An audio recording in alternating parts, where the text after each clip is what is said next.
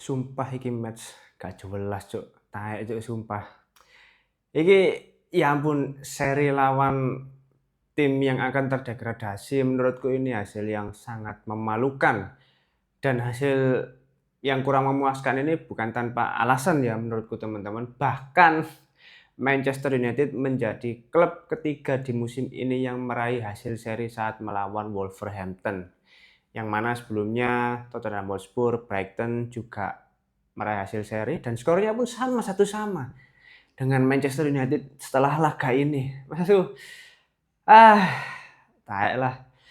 Apalagi yang sangat disayangkan itu gol dari Roberto Dorgu dianulir karena offside. Anjing, padahal itu momen yang sangat epic kalau misalkan benar-benar menjadi gol menjelang menit akhir ya, menjadi gol penentu kemenangan sama kayak laga sebelumnya dan Peter Dorgu pasti jadi man of the match di laga ini. Tapi ya asulah. Tapi di sini kita coba melihat ya teman-teman, meskipun ini bukan hasil yang kita inginkan, apalagi sumpah ini menurutku laga yang gregetan gitu loh, gregetan lihat para pemain Manchester United. Bukan masalah hasil akhirnya yang tidak sesuai ekspektasi, tapi performa dari beberapa pemain yang menurutku memang sangat tumpul gitu loh. Dan tidak bisa dipungkiri teman-temannya di laga ini kenapa sangat kesulitan dalam mencetak gol. Ya karena tidak ada kreativitas gitu loh, sangat minim. Para pemain itu terlihat apa ya? Nggak ada nggak ada aspek-aspek ofensifnya gitu loh. Atribut menyerangnya juga nggak setajam itu. Dan kebetulan Sesko yang sudah beberapa kali di spam crossing juga headingnya selalu mengarah ke kiper. Jadi ya sulit gitu loh. Sulit gitu. Apalagi beberapa pemain lain juga ketika kontrol dalam penguasaan bola itu sangat jelek, seringkali kehilangan bola. Aduh, ini apa ya, kalau hasil imbang dengan kondisi yang sudah paruh musim ini melawan Wolverhampton, ya secara gak langsung menunjukkan kualitas Manchester United ya memang setara dengan Wolverhampton gitu loh di laga ini. Ya kita coba kulik satu-satu ya performa dari masing-masing pemain. Dimulai dari Sine Lammens menurutku secara performa ya bisa dibilang nggak bagus karena menit ke-45 men, hanya tersisa beberapa menit sampai babak utama selesai. Hanya tersisa beberapa menit sampai babak pertama selesai, tapi ya ketika menghalau bola ya selisih beberapa senti gitulah. Karena antisipasi yang kurang pas menurutku mengakibatkan gol penyama kedudukan di babak pertama bisa terjadi. Di luar hal itu semua, Sine Lammens ya seperti biasa nggak ada blunder-blunder yang fatal menurutku, tapi ya antisipasi di babak pertama menurutku masih kurang dan akhirnya itu menjadi hasil akhir sampai pertandingan usai gitu loh. Terus di lini pertahanan, nah di laga ini Ruben Amorim kembali menerapkan skema 4-2-3-1. Jadi bermain dengan 4 back. Di sini aku melihat dari lini pertahanan menurutku udah cukup bagus dibandingkan lini-lini yang lain ya. Kita lihat dari Aiden Heaven. Aiden Heaven di laga ini sangat tenang, stabil seperti biasa, bahkan ada beberapa momentum dia menciptakan peluang dan skema gol pertama dari Manchester United itu tercipta lewat pressing dari Aiden Heaven. Nah, dan di laga ini Aiden Heaven menjadi pemain dengan tingkat akurasi tertinggi sekitar 97%. Itu di situ menunjukkan bahwasanya visi dia selama jalannya pertandingan itu sudah sangat bagus. Dengan akurasi umpan 97% untuk pemain yang masih muda, menurutku itu hasil yang harus kita apresiasi. Terlepas satu sama di akhir laga.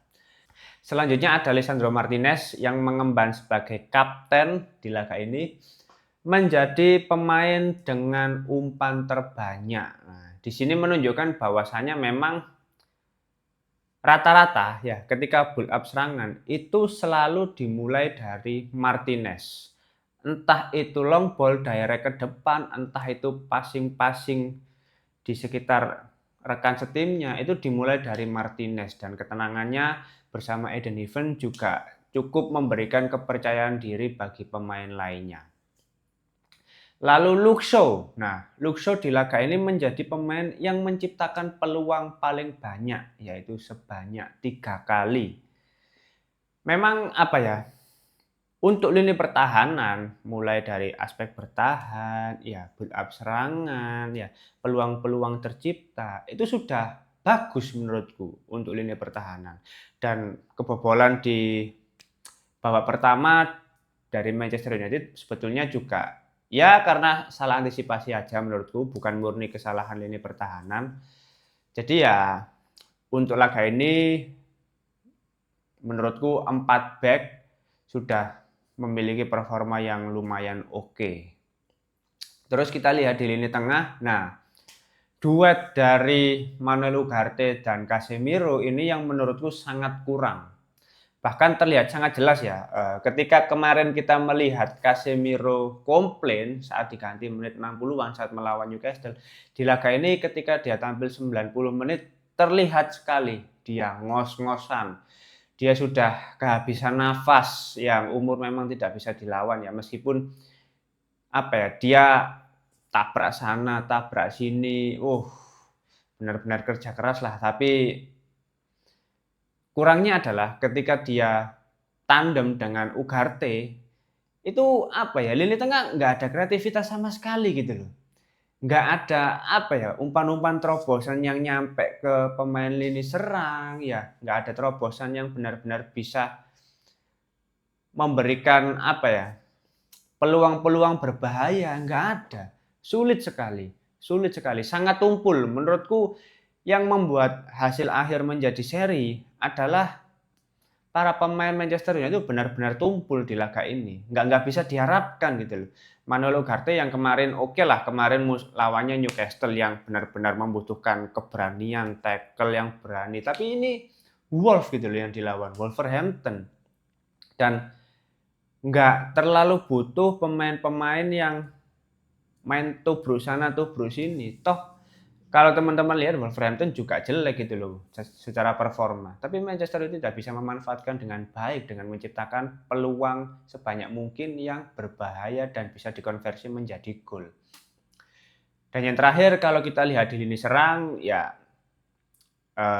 di babak pertama Joshua Zirkzee diplot sebagai winger kanan, Dorgu winger kiri, Matheus Cunha attacking midfielder, dan Benjamin Sesko sebagai ujung tombak.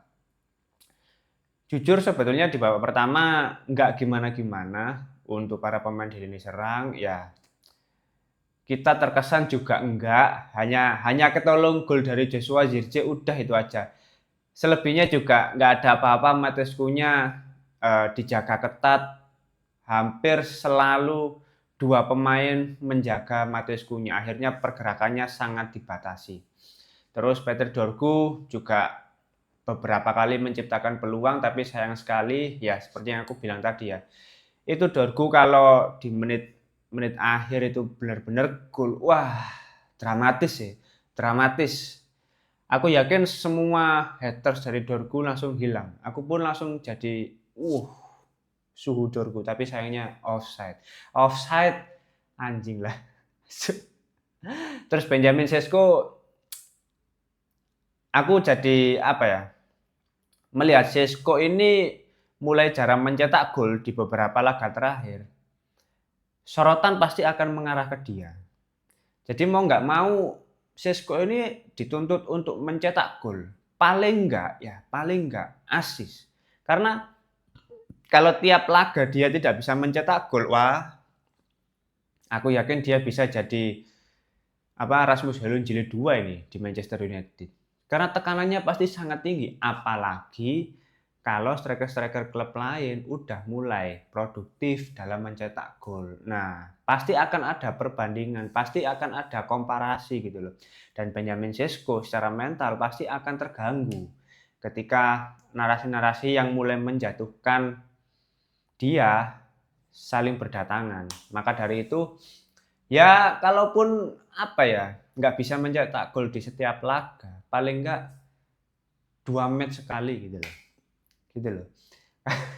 Karena ya untuk menunjang kepercayaan dirinya, kalau Sesko nggak bisa kayak gitu ya sulit lur.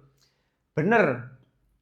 Tadi ya Luke Shaw lah, Patrick Dorgu lah, Casemiro lah, kasih crossing buat Sesko. Tapi ya headingnya selalu mengarah ke kiper. Dan kebetulan juga bukan shot-shot yang sangat berbahaya gitu loh. Jadi ya masih bisa diantisipasi oleh kiper dari Wolverhampton. Maka dari itu ya secara keseluruhan para pemain Manchester United tumpul.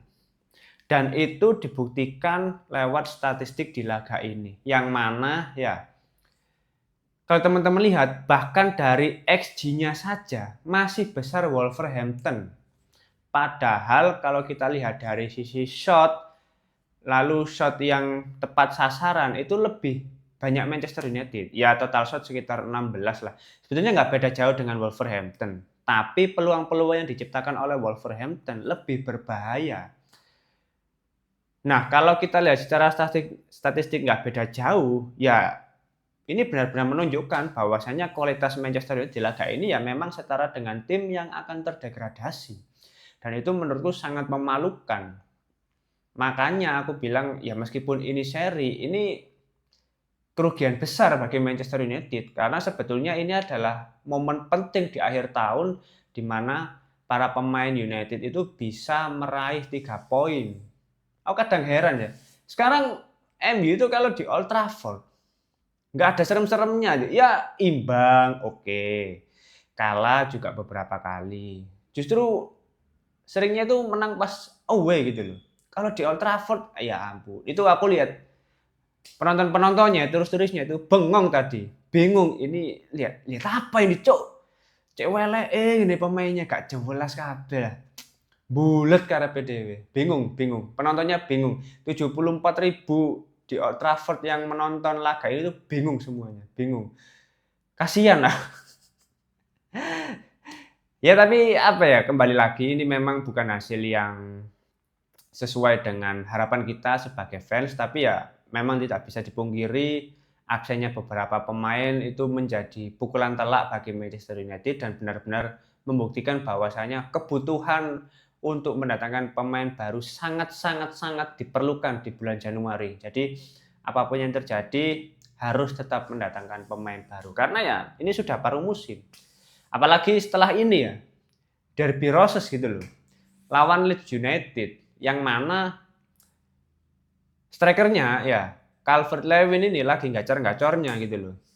Jadi ya agak khawatir juga menjelang derby mawar ini ya. Tuh nggak tahu hasilnya kayak gimana. Aku sih nggak berharap tinggi ya bisa menang alhamdulillah, imbang ya udah gitu loh. Oke, mungkin itu dulu review singkat hasil pertandingan antara Manchester United melawan Wolverhampton. Kalau teman-teman ada opini lain atau mau ngeluh, mau marah, silakan aja. Karena akhir tahun ini kayaknya kita nggak sebahagia itu teman-teman. Terima kasih sudah menonton video ini. Jangan lupa like, comment, dan subscribe. Salam.